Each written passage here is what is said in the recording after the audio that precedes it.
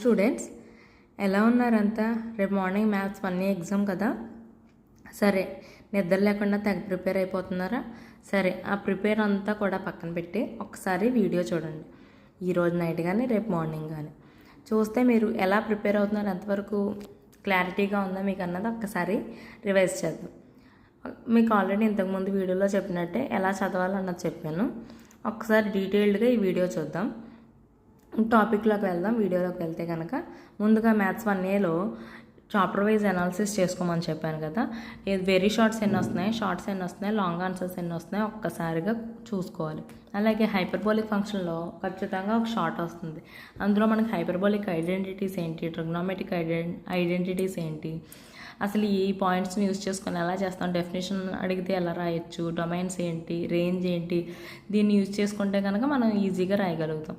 2 marks question. అలాగే 2 marks క్వశ్చన్లోనే rank of ఒక matrix ఇచ్చి ర్యాంక్ ఆఫ్ కట్టమన్నప్పుడు ఎలా చేస్తాం, అలాగే మ్యాట్రిక్స్లో అడ్జాయింట్ అండ్ ఇన్వర్స్ మ్యాట్రిక్స్ ఇచ్చినప్పుడు ఎలా చేస్తాము, కోఫ్యాక్టర్ కట్టేటప్పుడు ఎలా చేస్తాం, అలాగే గాస్-జోర్డాన్ మెథడ్ కూడా ఖచ్చితంగా 4 మార్క్స్ కానీ ఎస్ఐ కానీ వస్తుంది. ఇందులో మనం ఎక్కడెక్కడ తప్పు చేస్తామో చూసుకోండి. రోస్ కాలమ్స్ తీసుకునేటప్పుడు, అలాగే దీన్ని ఎలా చేసేటప్పుడు, రోస్ కాలమ్స్ చేసుకునేటప్పుడు దేన్నైతే 3R 2R ఎలా చేస్తామో అన్నది ఒక్కసారి చెక్ చేసుకుంటే సరిపోతుంది.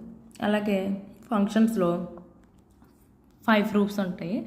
ఆ 5 ప్రూఫ్స్ కూడా ఒకసారిగా ప్రిపేర్ అవ్వి కరెక్ట్గా నీట్గా అటెంప్ట్ చేస్తే కనుక ఫుల్ మార్క్స్ ఈ ఫంక్షన్స్లో ఖచ్చితంగా ఈ ప్రూఫ్కి పడిపోవాలన్నమాట.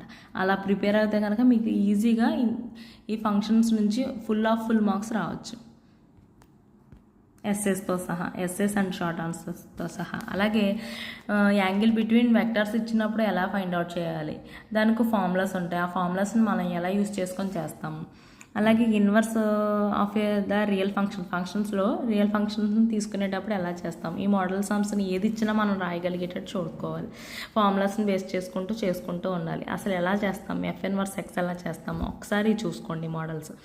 అలాగే వెక్టర్స్లో రైట్ యాంగిల్ ఇచ్చినప్పుడు అంటే 3 వెక్టర్స్ ఇచ్చి పాయింట్స్ని యూజ్ చేసుకుంటూ పాయింట్స్ కట్టి దాన్ని రైట్ యాంగిల్ ఎలా ఫామ్ చేస్తాం అన్నది కూడా ఒకసారి చెక్ చేసుకోవాలి.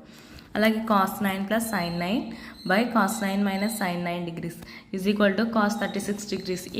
ఇది చాలా 2 మార్క్స్లో మోస్ట్గా ఎక్కువ సార్లు వచ్చిన వీడియో క్వశ్చన్ అనమాట. ఒకసారి చూస్తే కనుక ఇది చాలా ఈజీయే. LHS తీసుకుంటాం, RHS ప్రూవ్ చేస్తాము.